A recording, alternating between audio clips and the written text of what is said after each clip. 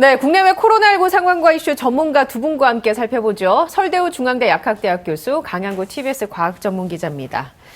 자, 오늘 국내 코로나 현안 한 두 가지 정도 체크를 해보고요. 해외와 관련된 이슈들도 살펴보겠습니다. 일단 확진자는 500명대가 나왔는데 교수님 오늘 상황 어떻게 보고 계십니까? 예, 이제 어제 비해서는 거의 75명 정도 많이 나왔다고 볼 수 있습니다. 어제, 그제는 검사 건수가 이제 휴일이라서 1만 6천여 건, 그러니까 평일 대비 거의 2만 9천 건 정도 적었다고 볼 수 있고요.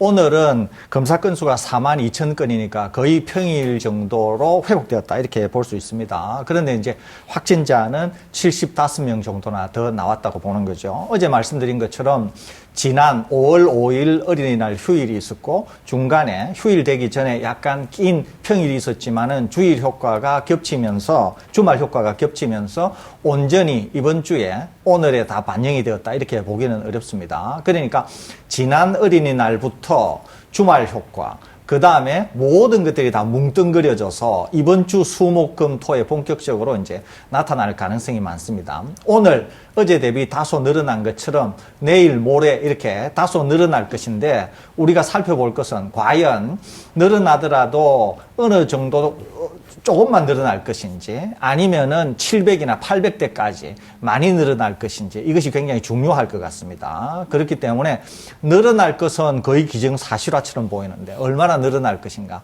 하는 것이 굉장히 중요하기 때문에 그런 점에서 앞으로 며칠 지켜봐야 될 것으로 생각이 됩니다. 어린이날이나 어버이날이 있었지 않습니까? 그때 이동량이 만약에 늘어서 접촉량도 많아지고 확진자 수가 더 는다면 그것들이 수목금토에 반영될 수도 있을까요? 그럴 가능성이 많고요. 얼마나 이제 반영이 될지, 반영이 된다고 하는 건 확실한데, 예. 얼마나 늘어날까 하는 것은 상당히 주의 깊게 살펴봐야 될 것 같습니다. 그런데 제 생각으로는 아마 600 또는 600 후반 정도에 아마 나올 것으로 생각은 되거든요. 예. 그렇기 때문에 상당히 주의 깊게 살펴봐야 될 것으로 생각이 됩니다. 한 가지 더 큰 문제는 이번 주 수목금토가 지나면 또다시 연휴가 시작된다는 네. 것입니다. 그러니까 석가탄신일까지 이어지는 또 연휴가 시작이 되는데요.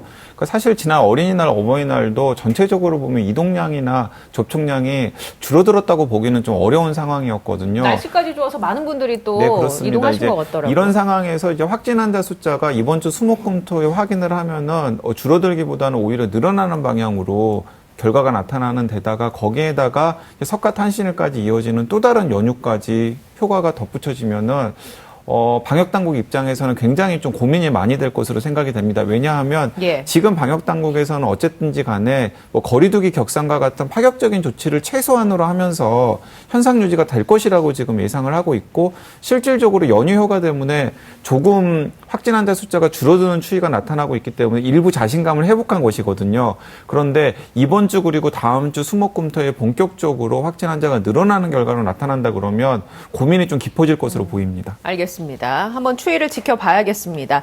자, 그리고 두 가지 정도 현안을 체크해 보려고 하는데 어제부터 병사들의 동시 집단 휴가 제도가 시행이 됐습니다. 이게 무엇이냐면 동시에 휴가를 갔다가 복귀를 하면 생활관을 격리시설로 쓰겠다라는 그런 얘기인데 이게 실효성이 있다고 보십니까? 일단 약간 좀 여러 가지 좀 고민이 되는 지점이 있습니다. 일단은 이제 군 당국에서 이런 그 휴가 정책을 실시할 수밖에 없게 된 배경은 좀 이해가 됩니다. 왜냐하면 이 코로나19 유행 상황이 뭐 작년부터 1년 넘게 지속이 되면서 이제 그 사병들이 제대로 휴가를 못 가는 상황들이 계속해서 반복이 되었거든요. 그러니까 사병들 입장에서도 가족이나 혹은 친구들을 만나지 못하니까 답답하고 그리고 또 그런 것들이 이제 군사기 저하로 나타날 가능성이 있고 또 부모님들이나 가족들도 민원을 계속해서 많이 넣었겠죠. 예. 아들이 보고 싶었을 테니까요.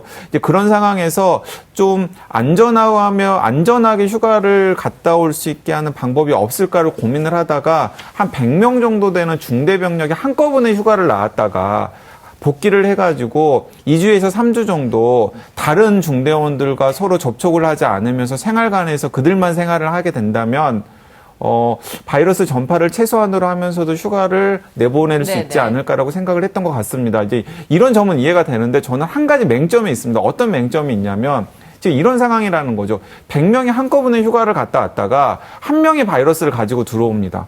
그러면 예전에는 휴가 갔다 온 사람들 2-3명만 격리가 되어 있었던 상황이었는데 지금 그 한 명이 격리가 되지 않고 같이 휴가를 나갔다가 들어온 100명과 같이 생활을 하게 된단 말이에요. 그러면 나머지 99명이나 98명도 감염이 될 가능성이 네, 그렇습니다. 있다. 그러니까 그 생활관이 예. 바이러스 인큐베이팅을 하는 역할을 하는 공간이 될 수가 있다라는 거죠. 집단 생활의 특성상.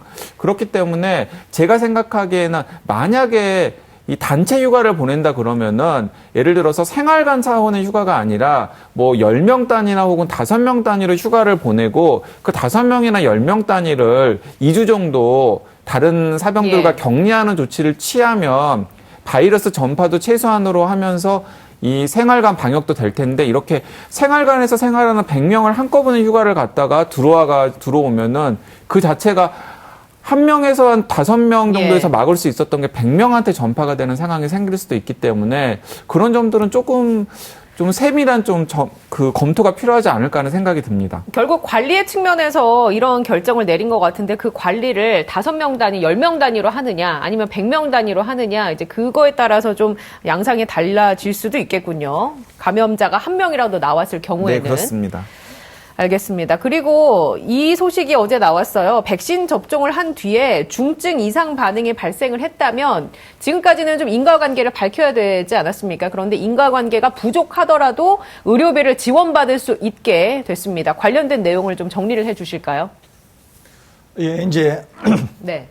어제 방역 당국에서 이제 발표를 한 건데요. 이제 지금 문제가 되는 게 다소 중증 이상 반응인 경우에는 입원을 해서 치료를 받거나 이제 이런 분들이 있죠. 이제 청와대에 민원을 제기하신 분도 있고 이런 분들인 경우에 이제 제일 문제는 뭐냐면은 치료비가 너무 많이 든다는 겁니다. 이게 그러는데 이제 원래 당국에서 백신 접종을 권유하면서 문제가 생기면은 정부가 책임지겠다 이렇게 했는데 사실은 이제 그것도 쉽지가 않은 거죠. 왜 쉽지가 않은 거냐 하면은 일단 백신에 의해서 그런 건지 백신에 의해서 그런 건지 아닌지를 조사하는데 꽤 긴 시간이 걸리는 거예요. 예. 이게. 그러는데 이제 정작 피해 당사자들은 당장 입원을 해서 입원 비용이라든지 상당한 이제 수준의 그런 이제 비용 문제가 이제 계속 불거지니까 이것이 계속 불필요한 잡음을 자꾸 만드는 거죠, 이게. 그러다 보니까 이제 방역 당국이 이유여하를 막론하고 일단 백신 접종 후에 중증 사례가 생겨서 그것이 인과관계는 없다고 하더라도 당장은 또는 인과관계가 있는데 나중에 조사되어서 그 결과가 어떻게 나오는지에 상관없이 최대 1,000만 원까지는 기본적으로 일단 먼저 지원을 하는 선지원, 그 다음에 후평가 이런 식으로 이제 하는 것으로 일단 가닥을 잡았습니다. 그래서 여기에 대해서 이제 당국이 일단은 지원을 하고 나서 과연 인과성은 있는지, 그 다음에 뭐 어떤 여태까지 알려진 사실과 과학적 사실과 대비를 해서 과연 충분히 인과성이 있는지 등등 이런 것들을 이제 심층 조사를 해서 최종 결론을 내는 이런 형태로 일단 당국이 결정을 했습니다. 예. 그러니까 차후에 이제 실제로 인과성이 있다 그러면은 그것은 확실히 지원이 될 거고 그러지 않다 그러면은 거기에 따른 후속 조치가 있을 것으로 생각이 되는데 지금 당장 고통을 받고 계신 환자분들께는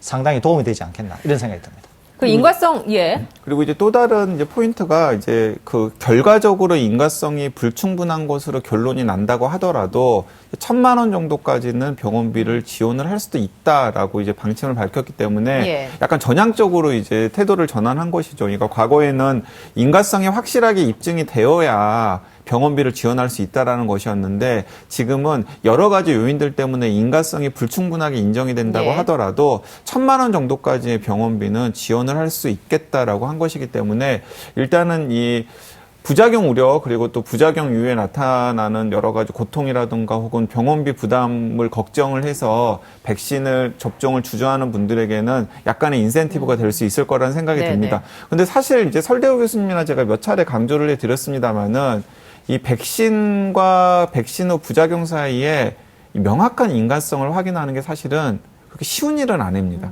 이제 그런 부분들 때문에 지금 방역 당국에서도 굉장히 예. 고심을 하고 있는 것이고 이런 식의 인과성이 불충분하더라도 지원할 수 있는 여러 가지 방안들을 지금 고민하고 있는 것으로 보입니다. 보니까 심의 기준에 다른 이유에 의한 경우, 백신보다는 다른 이유에 의한 경우나 명백히 인과성이 없는 경우에는 의료비 지원을 받을 수 없군요. 그 두 가지 경우 정도를 빼고 나머지 뭐 인과성이 명백하거나 개연성이 있거나 가능성이 있거나 이런 경우에는 의료비를 지원받을 수 있다. 그렇습니다. 일단 지원을 한다는 예. 겁니다. 예, 그렇습니다. 근데 저는 이제 궁금해지는 게 다른 예방접종도 많이 있지 않습니까? 여러 가지 각가지 종류의.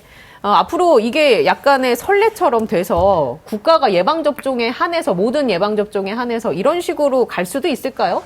이거는 생각해 봐야 되는데요. 우리가 예전에 한번 다룬 적이 있습니다. 예. 국가 예방접종과 관련해서는 두 가지가 있는데요. 중요한 개념입니다. 하나가 필수 예방접종이라는 게 있고요. 비필수 예방접종이라는 게 있습니다. 예를 들면은 필수 예방접종이라고 하면은 소위 말해서 법전 전염병과 관련해서 반드시 접종을 해야 되는 그런 것들입니다. 예컨대 이제 홍역, 뇌염, 그 다음에 폐결핵 등등해서 어린아이가 태어나면은 필수적으로 접종해야 되는 것. 이것은 대부분 이제 정부에서 돈을 다 대고 또 여기는 법적으로 문제가 생겼을 경우에는 어떻게 보상하도록 하는 것이 법으로 다 이미 정해져 있습니다. 그러는데 지금 팬데믹과 관련해서 저희들이 한번 다루었을 때 이런 것들이 정해져 있는데 지금 코로나19와 관련해서는 어떻게 할 것인가, 형평성 문제, 또 만일에 비필수 접종에게까지 이것이 이제 확대될 것인가, 어떨 것인가, 이런 문제가 이제 있는 거죠. 그렇기 때문에 제 생각으로는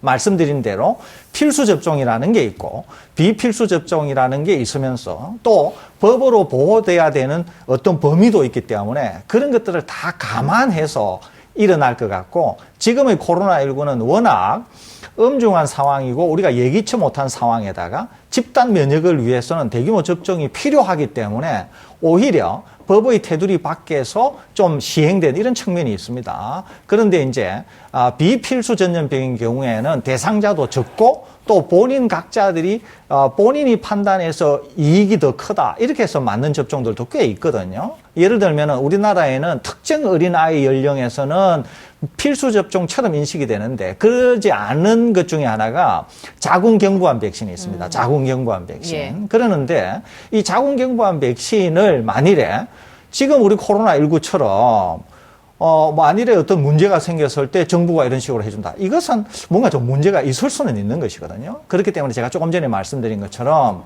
필수 접종, 비필수 접종 등등 해서 여러 가지 상황을 고려해서 정해질 것이지 이 팬데믹 상황을 가지고 다른 접종에게까지 확대하는 것은 다소 무리가 있지 않겠나 이런 생각은 듭니다. 예, 알겠습니다.